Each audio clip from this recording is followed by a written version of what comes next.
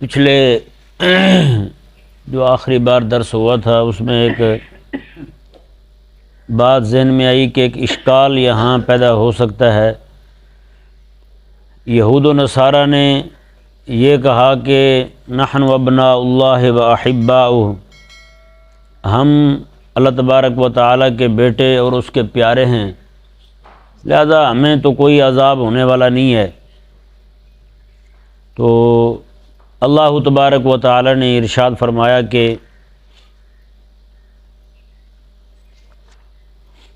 اللہ تبارک و تعالیٰ نے ارشاد فرمایا کہ تمہیں پھر عذاب کیوں دیا گیا تمہارے گناہوں کی وجہ سے۔ یہاں یہ اشکال پیدا ہوتا ہے کہ عموماً جس کے ساتھ کسی کو محبت ہوتی ہے، پیار ہوتا ہے، تو اس کو ڈانٹ بھی زیادہ پڑتی ہے یا نہیں؟ اس کو ڈانٹ بھی زیادہ پڑتی ہے۔ ممکن ہے کہ یہودی یہ کہیں کہ ہم چونکہ رب تعالیٰ کے پیارے ہیں اور لاڈلے ہیں اور اس کے بیٹے ہیں تو ہمیں ڈانٹ بھی زیادہ پڑی ہے۔ ڈانٹ پڑنے میں جو ہے نا یہ مزید ہماری محبوبیت کی طرف اشارہ ہے۔ جیسے کسی بندے کے بچے ہوتے ہیں یا استاد کے شاگرد ہوتے ہیں، ان میں سے کچھ وہ ہوتے ہیں جو بگڑے ہوئے ہوتے ہیں اور کچھ وہ ہوتے ہیں جو بالکل فرما بردار ہوتے ہیں۔ جو بگڑے ہوتے ہیں ان کو زیادہ کچھ نہیں کہا جاتا ہے یا نہیں، انہیں زیادہ نہیں پکڑا جاتا، اور جو فرما بردار ہوں ان سے تھوڑی سی بھی بات دائیں بائیں ہو جائے تو ان کی اچھی خاصی کلاس لگتی ہے، ان کی طبیعت صاف کی جاتی ہے۔ وہ بعض اوقات ان کے بھی ذہن میں آتا ہے کہ ہم تو اتنے قریبی بھی ہیں، باوجود اس کے اتنے فرما بردار بھی ہیں، تو اتنی سی بات پہ ہمیں ڈانٹ پڑ گئی، انہیں کچھ نہیں کہا گیا۔ اس کی وجہ یہی ہے کہ وہ سمجھتا ہے، بندہ استاد ہے، شاگرد ہے، شیخ ہے، وہ سمجھتا ہے، باپ ہے، اپنے بچوں کے بارے میں سمجھتا ہے، وہ تو دوسرے باقی تو ہیں ہی لفنڈر، انہیں کیا کہنا، وہ تو ہیں ہی بد دماغ، انہیں کیا کہنا۔ لیکن یہ جو ہے یہ فرما بردار ہو کے اس سے اس طرح کی حرکت کا سرزد ہونا، یہ بڑی تکلیف دہ بات ہے۔ آپ نے بھی ایک محاورہ سنا ہوگا، اسے چھٹی نہ ملی جسے سبق یاد تھا، مکتب عشق کا دستور نرالا دیکھا، اسے چھٹی نہ ملی جسے سبق یاد تھا۔ یعنی باقیوں کو چھٹی کو مانگے تو فوراً ٹھیک ہے جی آپ جا سکتے ہیں، کتنی چھٹیاں چاہیے؟ 5 چاہیے، ٹھیک ہے تشریف لے جائیں۔ وہ ایک نے مانگی چھٹی، جناب 1 دن کی چاہیے، انہوں نے کہا نہیں ہے جی، انہوں نے کہا آدھے دن کی، اس نے کہا وہ بھی نہیں ہے۔ وہ بھی بعد اوقات سوچتا ہے یار سبق میں صحیح سناتا ہوں، مجھے تو چھٹی دینی چاہیے۔ حالانکہ ہونا یہ چاہیے کہ اسے بھی سمجھنا چاہیے کہ جن کو چھٹی مل رہی ہے وہ تو ہیں ہی فارغ ہیں، تجھے استاد چھٹی اس لیے نہیں دے رہا کہ کہیں تو بھی ان جیسا نہ ہو جائے۔ یہ نہیں سمجھ آیا مسئلہ؟ تو یہ بات جو ہے نا، یہ عموماً جو زیادہ محنتی ہوتے ہیں انہیں چھٹی کم ملتی ہے، انہیں ڈانٹ زیادہ پڑتی ہے بنسبت دوسروں کے۔ تو یہ چیز جو ہے نا بعض اوقات یہ اس بات سے اشکال ہو سکتا تھا، کوئی بھی بندہ بے دین جو ہے یہ قائم کر سکتا تھا اعتراض کہ اللہ تبارک و تعالی نے جو یہودیوں کو اتنی یعنی کہ ڈانٹ ڈپٹ کی ہے، انہیں فرمایا کہ تمہیں عذاب دیا ہے، تو یہ چیز جو ہے نا ان کی محبوبیت کو مزید آشکار کر رہی ہے۔ تو یہ ذہن میں رہا مسئلہ، میں نے کہا کہ اس مسئلے کو بیان کر دیا جائے آپ کے سامنے۔ مسئلہ ذہن میں رہے، ایک چیز ہوتی ہے تعذیب، ایک ہوتی ہے تعذیب، ٹھیک ہے نا جی؟ تعذیب یہ ہوتی ہے کہ بندہ کسی کو ادب سکھانے کے لیے سزا دے، اس کے اندر جو عادت بد ہے اسے دور کرنے کے لیے اسے سزا دے، اسے تکلیف میں مبتلا کرے۔ جیسے کریم آقا صلی اللہ علیہ وآلہ وسلم کا طریقہ مبارکہ رہا ہے، ہاں جی، کسی بندے کو دیکھتے کہ وہ ایسا لباس پہن کے آیا ہے جو لباس عند الشرع محبوب نہیں تھا، تو آقا علیہ السلام اس کو دیکھ کر کے چہرہ مبارکہ دوسری جانب کر لیتے تھے۔ اور یہ آپ کو پتہ ہے کسی بھی غلام کے لیے اس کے محبوب کا چہرہ پھیر لینا یہ کوئی سزا سے کم تو نہیں ہے، ہاں جی، یہ پھر چہرہ بھی امام الانبیاء پھیر لیں، ہاں جی۔ تو یہ تعذیب کے لیے ہے سارا کچھ۔ بہت ساری مثالیں دی جا سکتی ہیں کریم آقا علیہ السلام کی حیات مبارکہ سے، اور اہل اللہ کی زندگی مبارکہ سے بھی اس طرح کی مثالیں پیش کی جا سکتی ہیں۔ بہرحال یہاں پہ جو بات بیان کرنے کا مقصد ہے وہ یہی ہے کہ ایک سزا ہوتی ہے تعذیب، اسے تعذیب کہا جاتا ہے۔ تعذیب اس لیے ہوتی ہے تاکہ اگلا بندہ جو ہے وہ اس عادت کو چھوڑ دے جو عادت اذیت دینے والی ہے، تکلیف دینے والی ہے۔ ٹھیک ہے نا جی. تو یہ تو ہوئی اصلاح. کیا ہوئی؟ اصلاح ہوئی.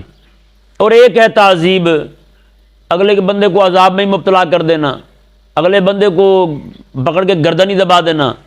کوئی بندہ کسی کی گولی مار دے سیدھی اور کہے جی میں تو اسے صرف ادب سکھا رہا تھا، کوئی بھی نہیں مانے گا اس بات کو.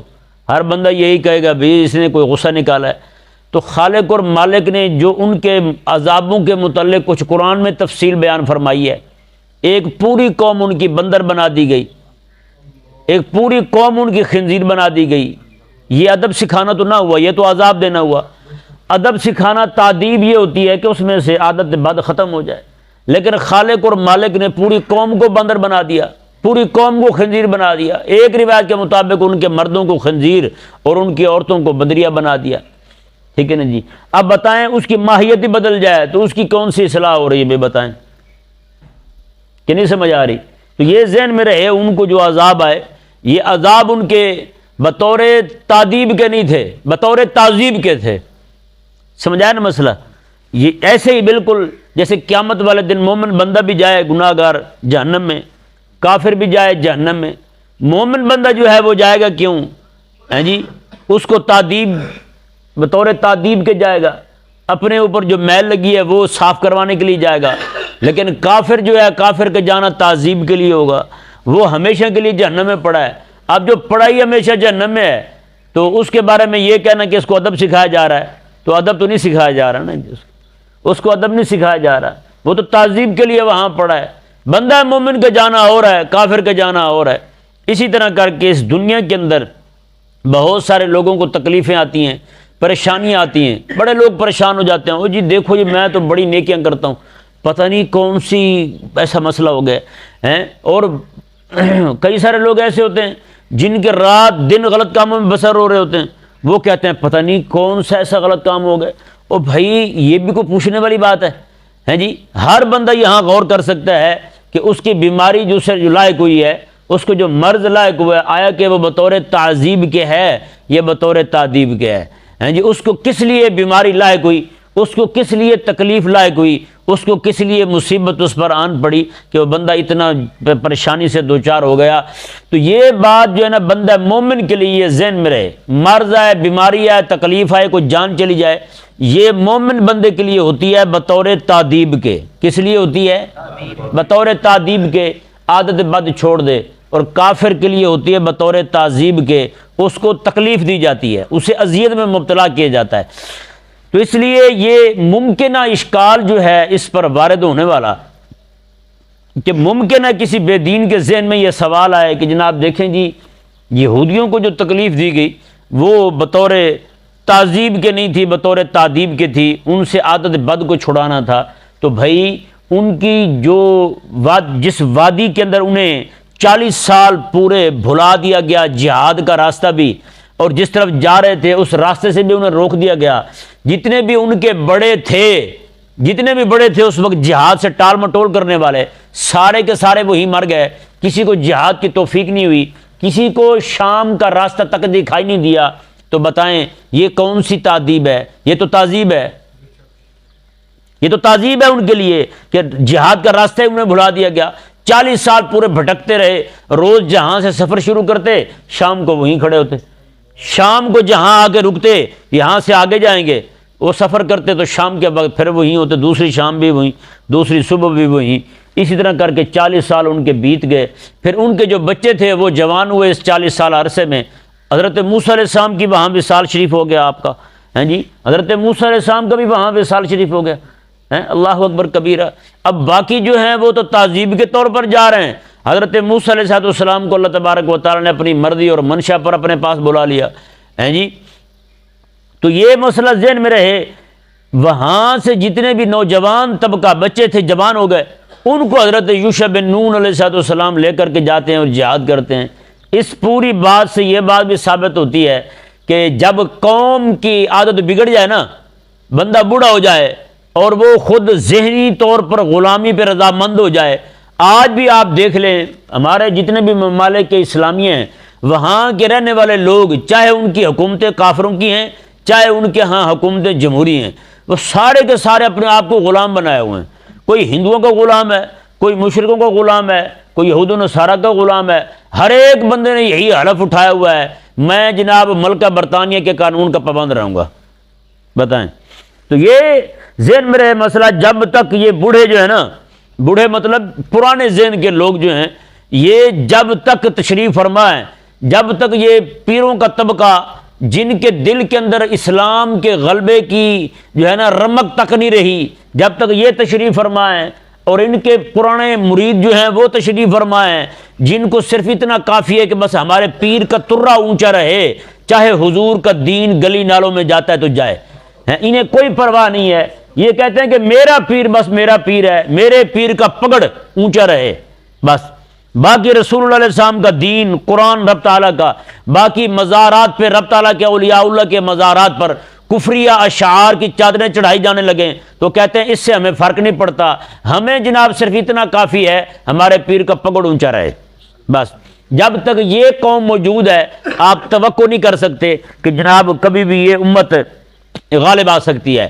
غالب تبھی آئے گی جب تک یہ کمزور ذہن، یہ پسماندہ ذہن اور یہ جناب اس طرح کے جو ہے نا ذہن کے لوگ ہیں، جب تک یہ ان کو حضرت اسرائیل علیہ السلام کی زیارت نہیں ہو جاتی تب تک جو ہے یہ معاملہ ادھر ہی رہے گا۔ ہاں، اللہ تبارک و تعالی سمجھ عطا فرمائے۔ اب یہ آیہ مبارکہ جو ہے نا، اس آیہ مبارکہ پر گفتگو کرنے سے پہلے میں کچھ باتیں آپ کے سامنے رکھنا ضروری سمجھتا ہوں۔ یہ انتہائی توجہ کے ساتھ سننے والی باتیں جو میں آپ کے سامنے کرنے لگا ہوں، یہ تو ابھی ہم نے ایک اشکال کو صاف کیا ہے، ایک اشکال کو صاف کیا ہے۔ رات بھی میں حقیقت عرض کر رہا ہوں، بخار تھا مجھے بہت زیادہ، بخار کی وجہ سے نیند نہیں آئی ساری رات، اور بخار دماغ کو چڑھ گیا۔ جب میرے ساتھ ایسا ہو جائے نا تو کوئی بھی مسئلہ میرے ذہن میں پھنس جاتا ہے، پھر ساری رات وہی گھومتا رہتا ہے، ساری رات وہی گھومتا رہتا ہے۔ تو اسی طرح کر کے یہ مسئلہ ساری رات میرے ذہن میں پھنسا رہا ہے جی۔ میں جس وقت بھی جناب یہی بیان کر رہا ہوں، یہی بیان کر رہا ہوں، لوگوں کو سمجھا رہا ہوں یہی مسئلہ۔ تو میں نے کہا کہ بھئی ساری رات اسی میں گزری ہے، درس دیں گے تو شفا ہوگی بھائی، ہیں جی، حقیقت والی بات ہے۔ تو پھر اللہ تعالیٰ کے فضل سے میں نے پکی نیت باندھ لی کہ اب جو بھی ہو جائے۔ میں اوپر تھا تو آواز بھی نہیں نکل رہی تھی، اللہ تعالیٰ کے فضل سے قرآن سامنے رکھا ہے، اللہ تبارک و تعالیٰ نے بہت زیادہ طبیعت بہتر فرما دی ہے۔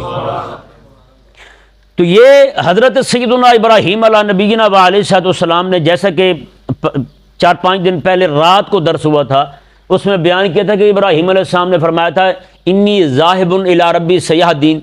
جب پورے یعنی بابل علاقہ، عوام میں بابل مشہور ہے، یا بابل کہتے ہیں اسے، لیکن قرآن کریم کی لغت میں اسے بابل کہا گیا ہے، جیسے بے بابلا ہاروت و ماروت قرآن کریم میں آیا ہے۔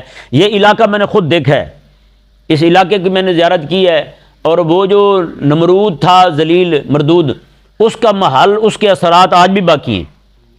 ساتھ حضرت سیدنا یعقوب، حضرت ایوب علیہ السلام کا مزار شریف بھی ہے، بالکل ساتھ ہیں اکٹھے۔ تو یہ علاقہ تھا جی نمرود کا، اور یہیں پہ حضرت ابراہیم علیہ السلام کی ولادت بعد سعادت ہوتی ہے جی، بابل کے اندر۔ یہ بیسک طور پر یہ عراق کا علاقہ ہے۔ حضرت ابراہیم علیہ السلام نے جب دعوت توحید دین شروع فرمائی تو وہاں جتنے بھی آپ کے باقی حکومت ہو گئی، باقی جتنی بھی ساری ذیلی حکومتیں تھیں ساری کے ساری، اور یہاں تک کہ آپ کے گھر کے افراد، آپ کے ابا جی اور اماں جی کے علاوہ، ہیں جی، آپ کے ابا جی کی وفات ہو گئی، آپ کے اماں جی بھی رخصت ہو گئی دنیا سے، آپ کا چچا جو ہے آپ کو اس کے پاس رہتے تھے، وہ بھی بے دین تھا، بت تراشتا تھا اور بتوں کو بیچتا تھا۔ ایک بار ابراہیم علیہ السلام کو کہا کہ جا کے بت بیچ کے آؤ، آپ نے ابھی اعلان نبوت نہیں فرمایا، بت لے گئے باہر، فرمایا زور سے اعلان کیا، میں جو بندہ اپنا بیڑا غرق کرنا چاہتا ہے مجھ سے سودا لے لے، جو جہنم جانا چاہتا ہے مجھ سے سودا لے لے۔ چاچے کو پتہ چلا، وہ تو بگڑ گیا، اس نے کہا یہ کون سا سودا بیچنے جا رہا ہے، سودے کی تعریف ہوگی تو لوگ سودا لیں گے نا، اس طرح کون سا سودا بکے گا۔ اللہ اکبر کبیرہ، کیونکہ حضرت ابراہیم علیہ السلام رب تعالیٰ کے وہ پاک پیغمبر تھے جنہوں نے بتوں پر تو ہتھوڑے چلانے تھے، وہ کب اس طرح کا سودا بیچ سکتے تھے؟ وہ اسی مارکیٹ کو تو تباہ کرنے آئے تھے، بت گری کی مارکیٹ کو، تو وہ کیسے بیچ سکتے تھے ان بتوں کو؟ تو ابراہیم علیہ السلام نے جب دیکھا کہ پورا علاقہ آپ کے خلاف کھڑا ہو گیا، ابراہیم علیہ السلام وہاں سے ہجرت کر کے ہیں جی آپ ملک شام آ جاتے ہیں۔ یہ ذہن میں رہے، ملک شام جو ہے نا آج جو سکڑا ہوا ہے چھوٹا سا جسے سیریا کہتے ہیں، یہ ملک شام کی جغرافیائی حد یہ نہیں ہے. اس وقت جورڈن جسے کہتے ہیں اردن، اصل نام ہے اس کا اردن ہے، یہ اردن کا علاقہ ہو گیا، اور اس کے بعد فلسطین کا علاقہ، یہ سارے کا سارا شام کہلاتا تھا. ہیں جی یہی وجہ ہے احادیث مبارکہ میں یہ بات موجود ہے کہ آقا علیہ السلام کی معراج شریف جو ہے وہ جناب مکہ سے شروع ہوئی، سیر اسراء معراج سے شروع ہوئی، یہ مکہ سے شروع ہوئی، اور مسجد اقصی شام میں، ہیں جی شام حضور تشریف لے گئے. اور آج کل تو شام چونکہ وہ علیحدہ کر دیا گیا فلسطین سے، تو کئی سارے لوگوں کو بڑی الجھن ہو جاتی ہے، جو دیکھیں جو تو شام کہا گیا ہے، آقا علیہ السلام تو فلسطین گئے تھے. بھئی خدا کے بندے، فلسطین جو تھا اس وقت یہ شام میں شامل تھا، آج اس کو علیحدہ کر دیا گیا ہے. بہرحال حضرت سیدنا ابراہیم علیہ نبینا علیہ السلام وہاں سے شام آتے ہیں. شام آ کر آپ نے اپنے یعنی کہ ایک مرکز وہاں قائم کیا، ایک مرکز حجاز میں قائم کیا. یہ ذہن میں رہے، 3 علاقے، مدینہ منورہ، مکہ مکرمہ اور طائف. مکہ مکرمہ، مدینہ منورہ اور طائف، یہ 3 علاقے حجاز کہلاتے ہیں. کیا کہلاتے ہیں؟ حجاز مقدس کہلاتے ہیں یہ 3 علاقے. تو یہ ایک ادارہ قائم کیا آپ نے حجاز میں جسے کعبۃ اللہ کہتے ہیں، اور ایک ادارہ قائم کیا حضرت ابراہیم علیہ السلام نے شام میں جسے فلسطین کہا جاتا ہے، مسجد اقصی شریف. مسجد اقصی کے متولی بنائے گئے حضرت سیدنا اسحاق علیہ السلام، اور کعبۃ اللہ کے متولی بنائے گئے حضرت اسماعیل علیہ السلام. اب ہوا یہ کہ حضرت سیدنا اسحاق علیہ السلام کی جو اولاد پاک تھی، ہیں جی، تو وہ یعنی کہ چلتے چلتے یہاں سے شام سے انہوں نے ہجرت کی تو مصر چلے گئے. کہاں چلے گئے؟ مصر چلے گئے. جب یہ مصر گئے وہاں جا کے ان کی اولاد اتنی بڑھی، انہوں نے شام کے علاقے کو چھوڑ دیا. اب وہاں جا کے ان کی اولاد جو ہے حضرت یعقوب علیہ السلام کی آگے اولاد جو ہے وہ اتنی وہاں بڑھی کہ، لیکن انہوں نے کیا کیا، وہاں جا کر حکومت جو تھی وہ فرعونہ کی تھی، فرعونوں کی حکومت تھی. یہ فرعون جو نام سے مشہور ہے، بڑا بدماش تھا. اس کا نام فرعون نہیں تھا، اس کا نام تھا ہشام. ٹھیک ہے جی، یا ایک روایت کے مطابق ولید نام تھا اس کا. تو یہ جو تھا فرعون اس کا لقب تھا، جیسے ہمارے ہاں لقب ہوتا ہے فرعون کا وزیر اعظم، ہیں جی، اسی طرح کر کے وہاں بھی لقب تھا ان کا. تو یہ لقب جو ہے فرعون، یہ یعنی ان کی حکومت تھی. اب حضرت یعقوب علیہ السلام کی اولاد جو وہاں گئی، انہوں نے جا کر حکومت سے کوئی سروکار نہیں رکھا. انہوں نے جا کر وہاں بدویانہ، بالکل دیہاتیوں والی، پینڈوؤں والی زندگی بسر کرنی شروع کر دی. بالکل دیہاتوں میں رہنے لگے. انہوں نے کہا کہ ہم سارے غیر سیاسی ہیں، ہمارا سیاست کے ساتھ کوئی تعلق نہیں ہے. ہوا یہ کہ وہاں جو حکومت تھی فرعونہ کی، انہوں نے ان سارے بنی اسرائیل کو، انبیاء کی اولاد تھی، ان سب کو وہاں غلام بنا لیا. اللہ تعالیٰ نے قرآن کریم میں پورا نقشہ بیان کیا وہ کیسے ظلم کرتے تھے. یذبحون ابناءکم ویستحیون نساءکم، تمہارے بیٹوں کو قتل کرتے تھے، ذبح کر دیتے تھے، چھری پھیر دیتے تھے، اور لڑکیوں کو زندہ رکھتے تھے تاکہ انہیں ذلیل کر کے رکھا جائے. ہیں جی، جو بھی کام ہوتے تھے سارے انہی سے لیتے تھے. آپ سوچ سکتے ہیں جو احرام میں مصر اب جو موجود ہیں وہاں پر، یہ کوئی کرینوں کا کام ہے؟ نہیں، کرینوں کے ذریعے نہیں ہوا. ایک ایک پتھر اس کا اتنے ٹن وزنی پتھر ہے، اور یہ بنی اسرائیل سے بنوایا گیا تھا. فرعون نے انہی سے پتھر اٹھا کے رسوں سے باندھ کے لے جاتے تھے. ایک پتھر لڑکتا تھا، ہزاروں بندے مارے جاتے تھے اسی میں. اندازہ لگائیں. یہ حال کیا تھا انہوں نے ان کا. آپ پوری دنیا میں دیکھ لیں، جب بھی کوئی قوم یہ نعرہ لگائے گی نا، جیسے آج ہمارے مسلمان ہیں، ہمارے پیروں نے، مولویوں نے یہی سکھایا، بھائی نہیں، ہم غیر سیاسی ہیں. نہ خدا کے بندے، ہم سیاسی ہیں. ہاں یہ کہو کہ غیر جمہوری ہیں. ہمارا جمہوریت کے ساتھ تعلق نہیں ہے، سیاست کے ساتھ تو ہمارا تعلق ہے. سیاست تو سنت انبیاء ہے. سیاست تو میرے آقا علیہ السلام نے کی ہے. مدینہ منورہ کے اندر آقا علیہ السلام نے کتنا عرصہ سیاست فرمائی ہے. حضرت ابوبکر صدیق خلیفہ بنے آقا علیہ السلام کے، 2.5 سالہ دور آپ کا ہے. حضرت عمر رضی اللہ تعالیٰ عنہ بعد میں خلیفہ بنے.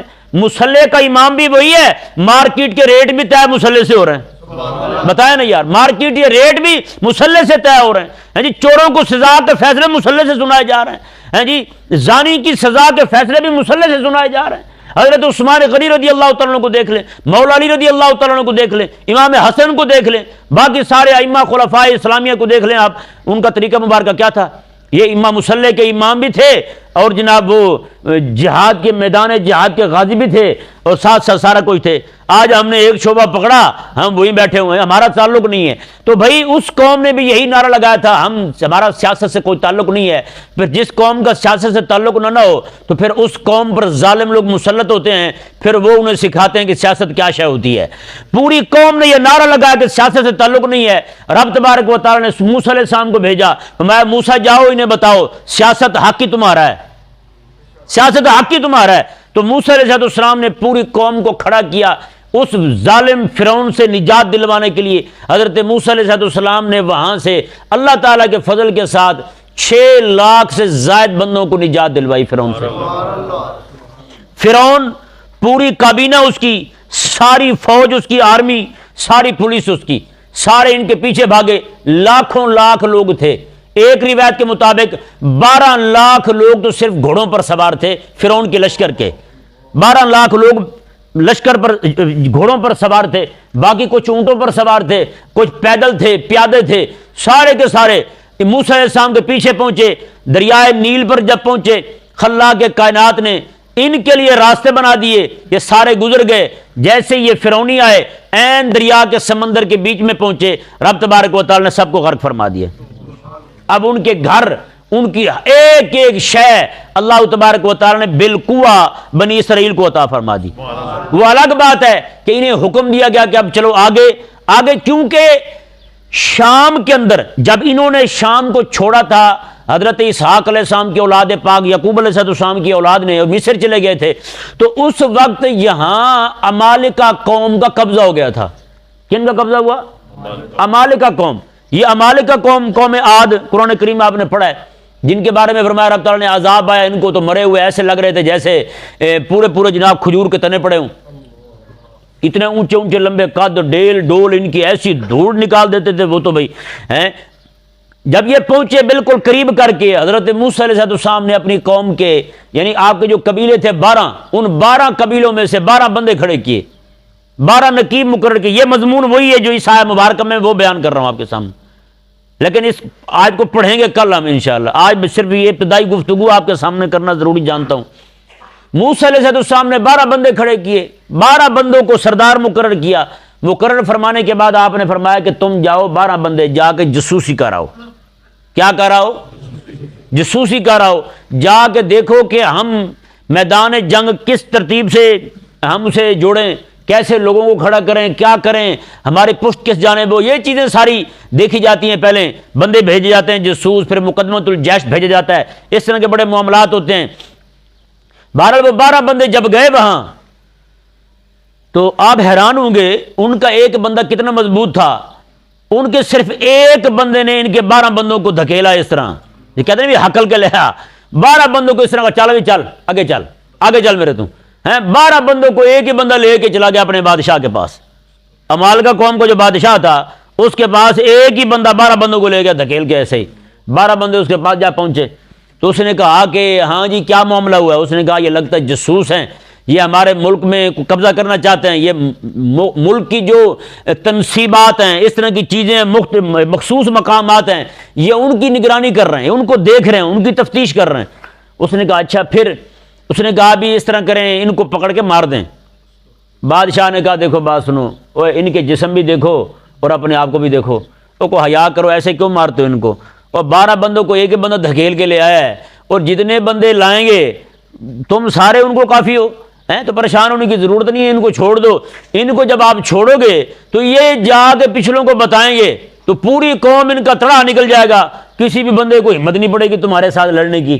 اللہ اکبر کبیرہ. جب یہ 12 بندے گئے, حضرت موسیٰ علیہ السلام آپ قافلہ جو آپ کا ٹھہرا ہوا تھا اس سے ذرا آگے آ کے آپ ان سے ملاقات فرماتے ہیں. ہاں بھی بتاؤ کیا بنا ہے.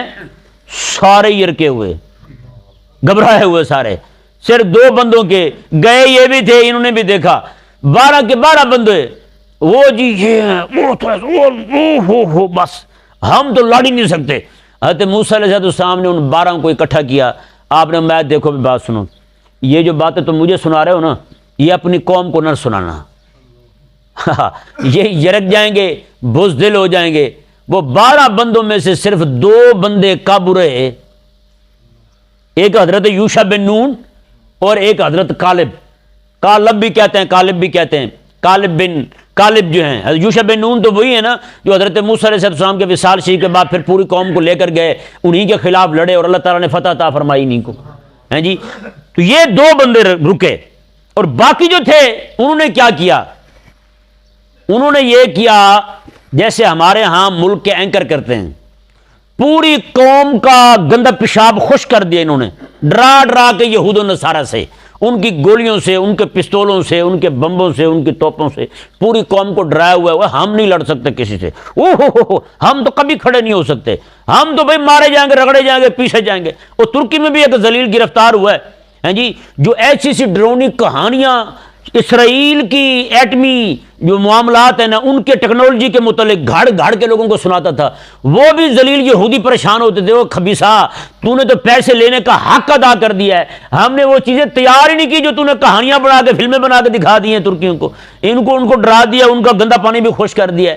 نعوذ باللہ من ذالک. وہ پکڑا گیا ہے، آپ گرفتار ہے وہ ذلیل. وہ اتنا بڑا، یعنی کہ ہمارے بڑے کئی سارے مولویوں سے بات ہوئی، وہ بھی بڑا اسے محقق جانتے تھے، یار کمال تحقیق ہے اس کی ہیں جی. جب پکڑا گیا، تفتیش ہوئی تو وہ سارے جھوٹ نکلا، کچھ بھی نہیں تھا.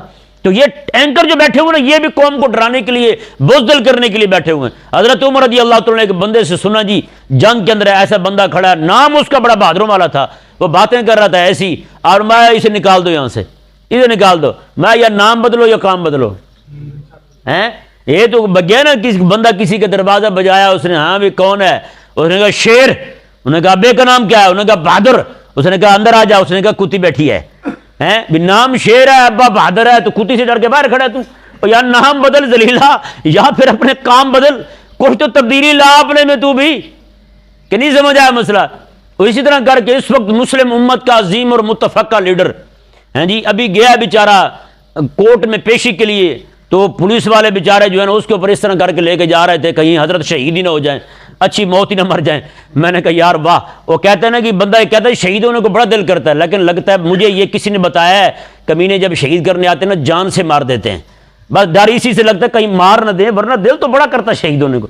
تو اس طرح کے لوگ جو ہے نا یہ بزدل ہوتے ہیں، کمینے دوسروں کے اندر بزدلی پیدا کرتے ہیں. حضرت موسیٰ علیہ السلام نے 12 بندوں کو منع کر دیا، میں خبردار تم نے یہ بات کسی کو نہیں بتانی. اب آپ کو پتہ ہے ہر بندے کا کوئی نہ کوئی معتبر بندہ تو ہوتا ہے، کوئی نہ کوئی اعتماد والا ہوتا ہے. حاجی صاحب کو میں نے کہا حاجی صاحب صرف آپ کو بتانے لگا ہوں، بتانا نہیں کسی کو ہیں جی. یہ بات آپ کہیں چاہتے ہیں کہ بات 4 ضلعوں میں پہنچ جائے، بتا کے صرف یہ کہہ دیں کہ بتانا نہیں، یعنی اس بات پر یہ غلاف چڑھا دیں بتانا نہیں، یہ ٹائٹل لگا دیں یہ بات بتانے والی نہیں ہے، وہ پھر رکنے والی نہیں ہے. وہ عربی کے مقول ہے ہمارا کہ السر اذا تجاوز الاسنین شاع. اسنین ہونٹوں کو کہتے ہیں جب کوئی بھی بات نا ہونٹوں سے باہر آ جائے، اسنین ان 2 ہونٹوں کو کہتے ہیں، ان سے باہر آ جائے کہتے ہیں شاع، پھر شائع ہو جاتی ہے، پھر نہیں رکتی ہیں جی. آپ کوئی بھی بات اس طرح کر کے روکنا چاہتے ہیں. وہ ایک بزرگ تھے، ان سے کسی نے پوچھا یہ بات ہوتی ہے تو بتنگڑ کیسے بن جاتا ہے، یہ نہیں سمجھ آتا. وہ ایسے 15-20 مرید بیٹھے تھے، پیر صاحب نے ساتھ والے بندے کے کان میں کیا دیا، اسی نے سوال کیا تھا، اس کے کان میں کہا یار رات سے نا مجھے نزلہ لگا ہوا ہے. بات گھومتے گھومتے آخر تک آ پہنچی. اس نے کہا ہاں جی کیا کہا اس نے کہا پیر صاحب نے پیشن گوئی فرمائی ہے ان قریب میں فوت ہونے والا ہوں، ان قریب میں دنیا سے رخصت ہونے والا ہوں. اس نے پوچھا آپ نے کیا بتایا تھا، اس نے کہا میں نے بتایا تھا پیر صاحب کو نزلہ ہے. اس نے کہا آپ نے کیا بتایا، اس نے کہا میں نے زکام کا بتایا.